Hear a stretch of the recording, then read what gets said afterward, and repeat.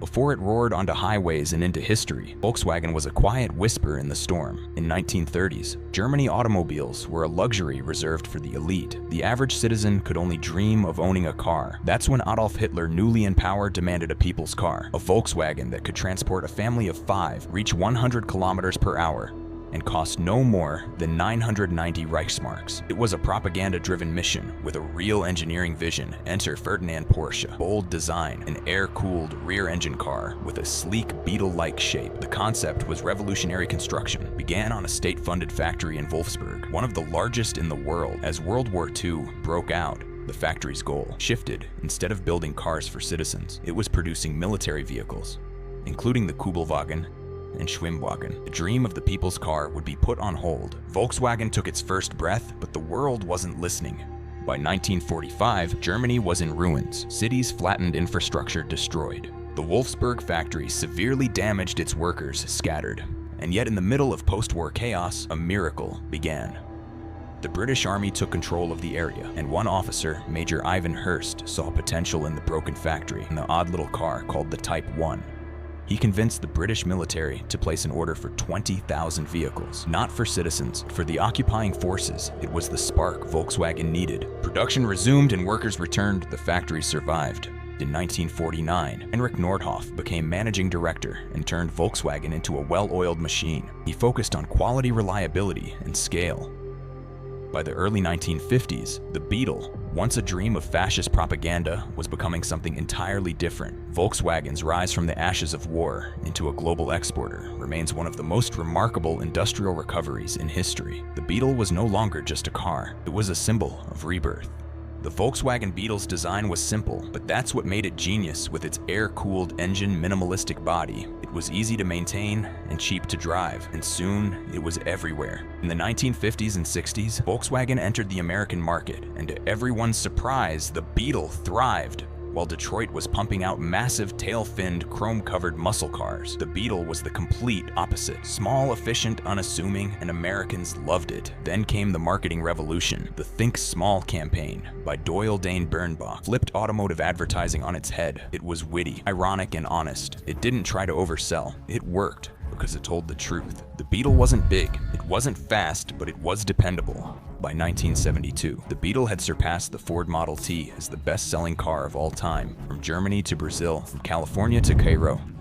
It was a global phenomenon. Over 21 million Beetles were built. No car before or since has achieved such universal popularity.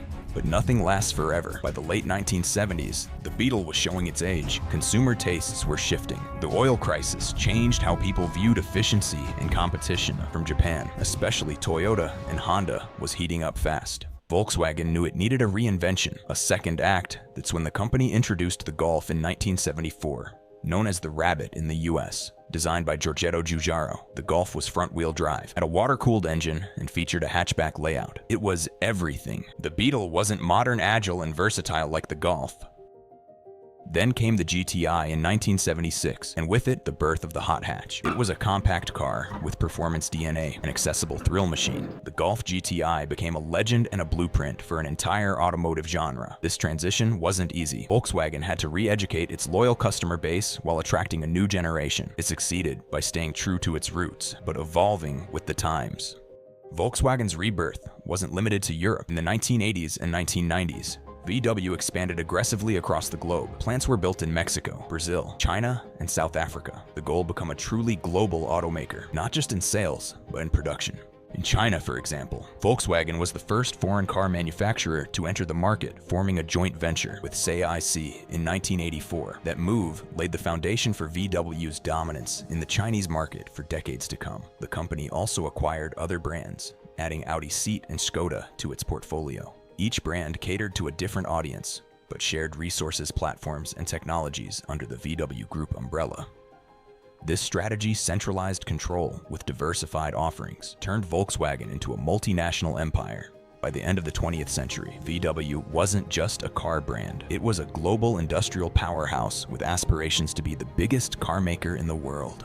In the 2000s, Volkswagen set its sights on redefining fuel efficiency, especially in the US market, where hybrids like the Toyota Prius were gaining ground. VW believed clean diesel could be the answer. Its TDI turbocharged direct injection engines offered strong performance with excellent mileage ads, touted their eco-friendliness. Through the clean diesel branding was working. But then in 2015, everything collapsed. The US Environmental Protection Agency discovered that Volkswagen had installed defeat devices in over 11 million vehicles worldwide. These software programs could detect emissions testing and alter engine performance to pass the test, while emitting up to 40 times the legal limit in real-world driving. The scandal was massive. VW stock plummeted, lawsuits rained down, executives resigned, billions were paid in fines, and recalls the company's credibility was shattered.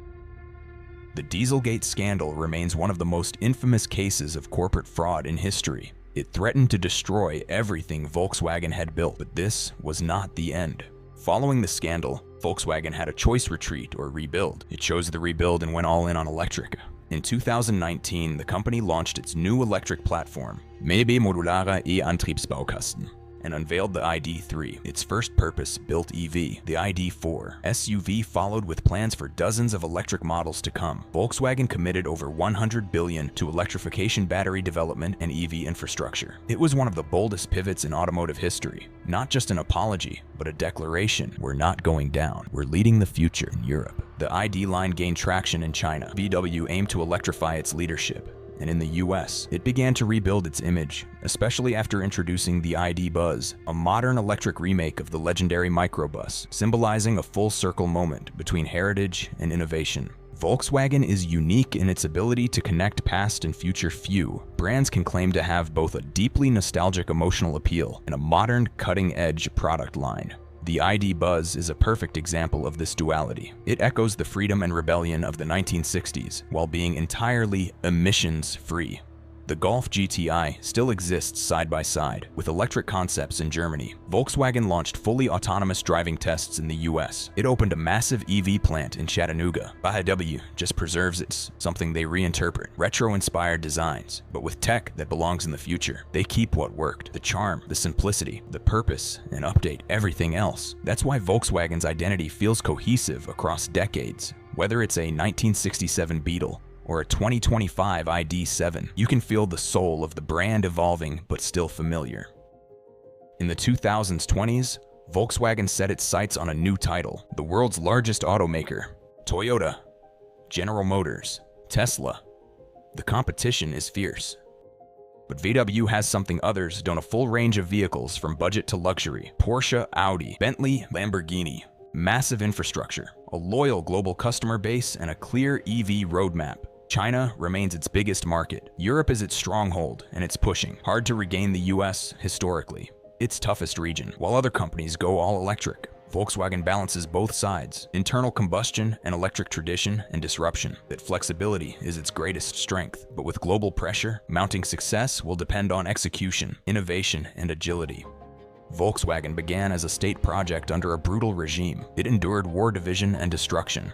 Then it reinvented itself not once, but multiple times to become one of the most influential car brands in history. From the Beetle to the Golf, from Dieselgate to electrification, VW's story is one of resilience and reinvention. It created the most popular car ever. It built a global empire. And even in disgrace, it found a path forward. Its legacy is just about mobility. It's about meaning for millions around the world. As Volkswagen drives toward the future, one question remains: can it outpace Toyota in the global race for automotive dominance?